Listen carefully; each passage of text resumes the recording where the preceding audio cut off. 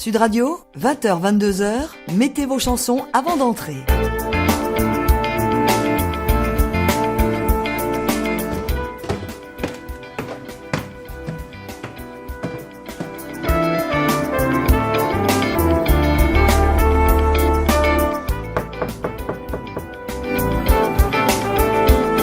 Bonsoir.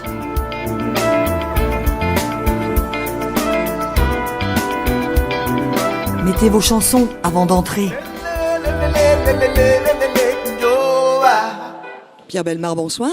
Bonsoir. Merci d'avoir accepté de mettre vos chansons avant d'entrer. Nous allons parler évidemment de vous, mais peut-être d'une façon un peu différente de ce que vous avez l'habitude d'offrir à tout le monde. C'est surtout à travers les chansons de votre vie, celles qui ont marqué votre histoire, celles qui réveillent chez vous des émotions ou des souvenirs. Alors, si on connaît bien votre parcours d'homme de télé, d'homme de radio, d'écrivain, on connaît moins que vous aimez chanter, Pierre. Oui, c'est vrai. C'est vrai. Il y a très longtemps, mon papa était également un chanteur en salle de bain. Un chanteur en salle de bain. J'appelle ça comme ça, oui. C'est-à-dire, on chante sous la douche, quoi. Mais en fait, c'était un excellent ténor. Et lorsqu'il avait été prisonnier de guerre pendant la guerre de 14-18, il avait été prisonnier avec Maurice Chevalier. Et donc, ils avaient joué tous les deux une opérette de l'époque qui n'existe plus aujourd'hui et qui s'appelait Mamselle Nitouche. Voilà. Et donc, mon papa m'a transmis un petit peu cette voix, dont il aurait pu faire sa profession d'ailleurs, mais il l'a fait ailleurs, parce que ça ne l'intéressait pas sans doute. Alors vous avez sorti un album en 2011 qui s'appelle Les chansons de ma mémoire. Absolument. Je trouve que c'est un joli symbole pour l'émission Mettez vos chansons avant d'entrer.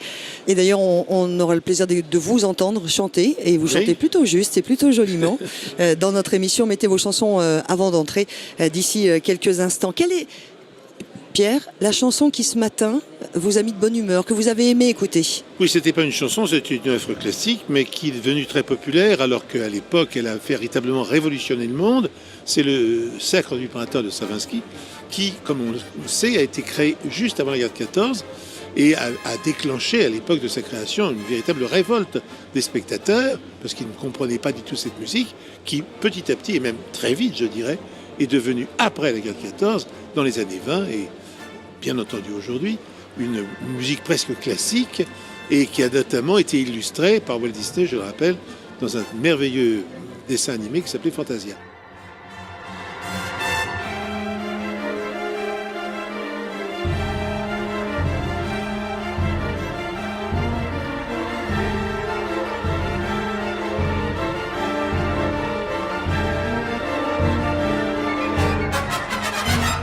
Vous parliez de l'enfance avec Walt Disney, parce que ça touche à l'enfance, on a tous des souvenirs à ce sujet-là. Et j'ai vu la création de Blanche-Neige, oui. Ah oui, quand même. Ah bah oui. En France. On est d'accord. 1929 tout de même, hein. Vous arriviez? Ben oui.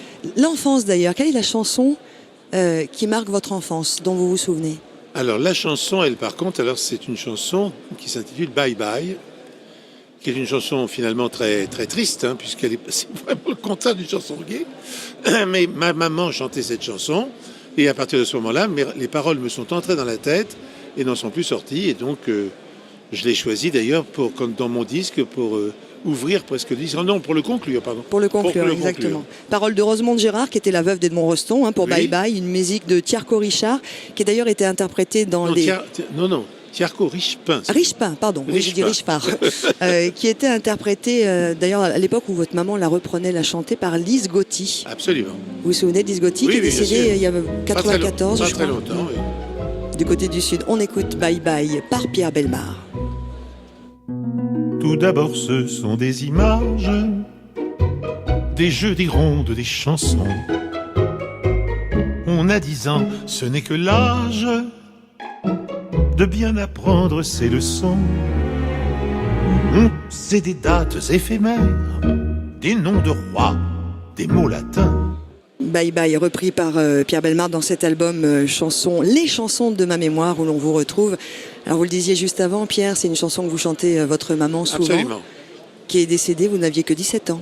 Ah, j'étais très très jeune, oui, parce qu'elle a eu cette terrible maladie qui est la sclérose en plaques. À l'époque, on ne pouvait quasiment pas la traiter, et donc elle est morte très jeune. Quel souvenir vous avez d'elle? J'ai surtout les souvenirs du roman d'amour de mon père et de ma mère.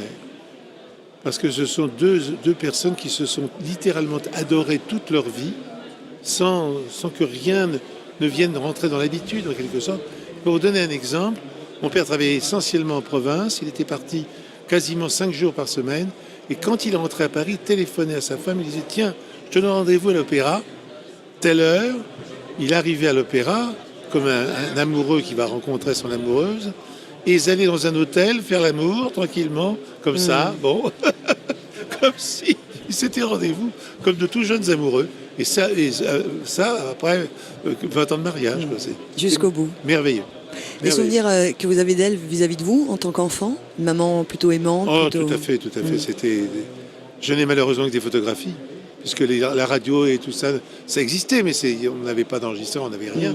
Donc je n'ai pas à savoir. Je l'ai encore dans l'oreille, c'est tout, mais je ne l'ai pas ailleurs. Mais vraiment, ça a été une mère absolument adorable. Mais très vite, comme elle est tombée malade et qu'il fallait soulager ses douleurs, j'étais le petit piqueur. C'est moi qui faisais les piqûres à ma mère pour la soulager. Piqûres de morphine, notamment. À quel âge vous aviez? Vous 17? Même pas non, avant, bien avant. À partir de 12 ans.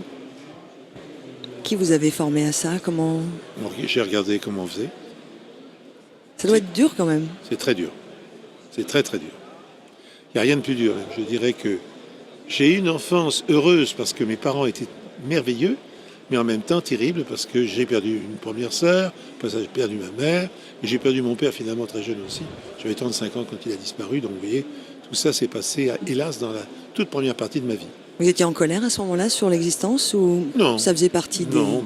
Vous savez, on venait de traverser la guerre, donc j'avais vu beaucoup de morts, enfin j'en avais, vu beaucoup, et puis aussi j'en avais aperçu dans les cinémas. Et donc on était habitués en quelque sorte, une triste habitude, mais on était habitués. Est-ce que vous, quand vous êtes devenu papa, vous chantiez des chansons aussi à vos enfants? Non. C'est peut-être plus Je n'ai féminin, jamais raconté en fait. d'histoire à mes enfants. Jamais. Vous, l'homme qui sait raconter des histoires? Jamais. Comme quoi le cordonnier est toujours plus mal chaussé. Oui, mais parce que tout simplement, je ne sais pas raconter des histoires aux enfants. J'allais pas leur raconter des crimes épouvantables, ce qui était ma spécialité. Donc, j'allais donc pas raconter ça. Et donc, je n'aurais pas raconté d'histoire, non. Pierre, on va continuer de vous découvrir, de vous rencontrer à travers les chansons de votre vie.